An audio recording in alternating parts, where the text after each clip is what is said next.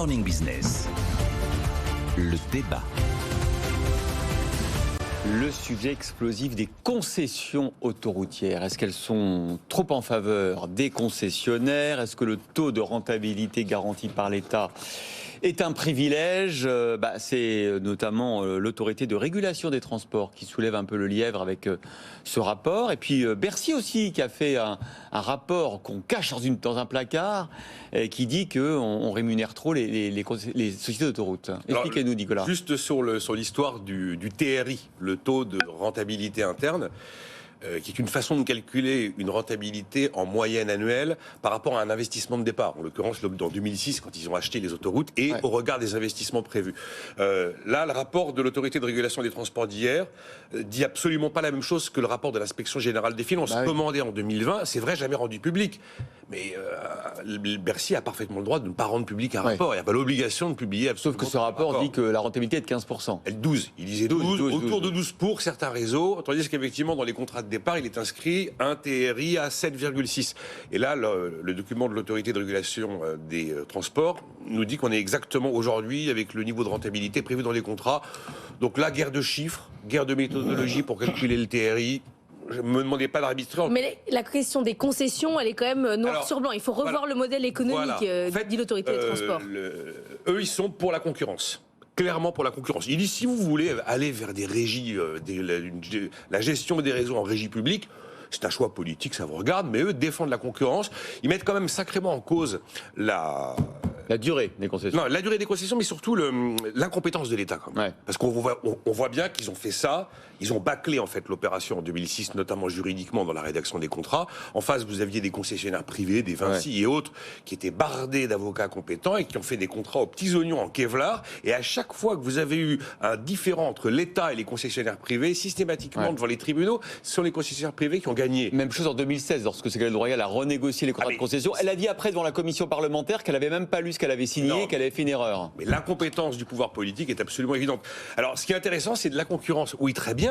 Mais sur l'autoroute Paris-Bordeaux, vous n'allez pas avoir 3 autoroutes côte à côte avec différents péages, différents opérateurs qui se font concurrence. Ouais. Donc c'est assez compliqué de créer de la vraie concurrence dans ce type de business. Donc là, ils ont une idée qui serait de découper géographiquement par tronçon pour créer des tronçons opérés par différents opérateurs. Ils disent réduire aussi la durée des concessions pour que l'État puisse renégocier. Mais vous savez pourquoi on a des concessions qui jouent jusqu'à 2031-2035 ? Dès que l'État a eu un problème ou un litige avec les concessionnaires, pour éviter d'y laisser sa chemise devant les tribunaux, il a accordé des années supplémentaires de concession et on a multiplié les avenants qui nous conduisent à des concessions qui durent 25-30 ans, ce qui est beaucoup trop long. Jean-Marc Daniel, avez-vous vous-même rédigé ce rapport ? Non, je ne l'ai pas rédigé. Mais il a rédigé celui de Bercy. Voilà, je suis favorable. La concurrence, Jean-Marc. Jean-Marc, il n'aurait jamais écrit potentiellement des régies publiques. Voilà, la concurrence. D'abord, c'est un secteur où il y a quand même de la concurrence. Si on veut, entre Paris et Bordeaux, il n'y a pas 2 autoroutes, mais il y a encore la vieille Nationale 10, il y a encore des chemins de fer. Oui, mais... Et donc, on peut effectivement faire des choix. Après, il y a un coût différent, il y a effectivement, mais le gain de temps a un prix par rapport à l'ancienne nationale. C'est quand même une rente, Jean-Marc. Non, c'est pas une rente, parce qu'elle est remise en cause régulièrement par effectivement une réadjudication. Et vous avez 2 problèmes. Le premier problème, c'est que lorsque le gouvernement Villepin a effectivement pris cette décision, le but c'était d'économiser sur la dette publique, c'est-à-dire on remboursait de la dette publique, et donc le calcul était fait sur la base privatisation de certains. Était sur la base du taux d'intérêt de l'époque. Voilà. Le taux d'intérêt était à 4,5%.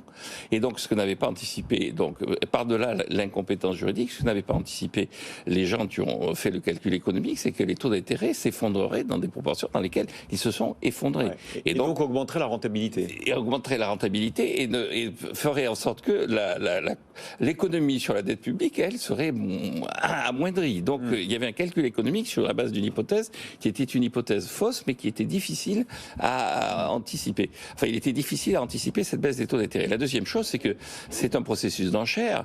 Et donc là, depuis 1961, il y a 5 équipes qui ont eu le prix Nobel pour avoir analysé les enchères. Les derniers, c'est en 2020, c'est le Milgram et Wilson.